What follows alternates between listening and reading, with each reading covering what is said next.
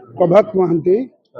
अध्यक्ष ओडिशा सरकारी आउटसोर्सिंग कर्मचारी महासंघ। प्रभात बाबू आगु कौन आपनकर जो रही कार्यपंथा रहा डिमांड को नहीं शुणु आपण मैंने अल्प बहुते सारा ओडिशा समस्त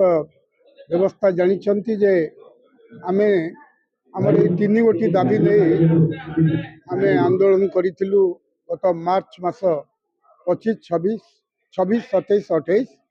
से दिन मान्यवर दुई जन विधायक सरकारी दलर श्रीयुक्त बाबू सिंह इराशीष आचार्य आसी आमको कहते मान्यवर मुख्यमंत्री गोटे सब कमिटी करिसेंती श्रीयुक्त पृथ्वीराज हरिचंदन मान्यवर आईन मंत्री अध्यक्षता 28 तारीख आपण सहित आलोचना मार्च 28 आम आलोचना गलु एवं आलोचन मान्यवर आईन विभाग मान्यवर मंत्री कहले जे आपण को गोटे डेलीगेट मुख्यमंत्री सहित ए बाबद आलोचना ही यार निर्यास बाहर आमर तीनोटी दाबी था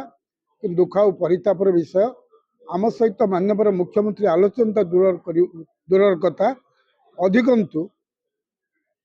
दिनकू दिन व्यापक छटई चली बेले मान्यवर मुख्यमंत्री दिनकू दिन विवृत्ति आमको हतोत्साहित निरुत्साहित कर बाध्य आमर सामर्थ्य आमर शक्ति आम परिवार प्रतिपाटना आसंता फेब्रुआरी 2 तारीख दिन आम अनिर्दिष्ट काल 70,000 कर्मचारी दरकार पड़े परिवार सदस्य सरकार उदासीनता एवं आम प्रति हेय ज्ञान एवं आम प्रति जो अवास्तव उद्भट कटुमंतव्य प्रदान कर विरुद्ध प्रतिवाद करूँ एवं आमर न्याय दाबी करूँ।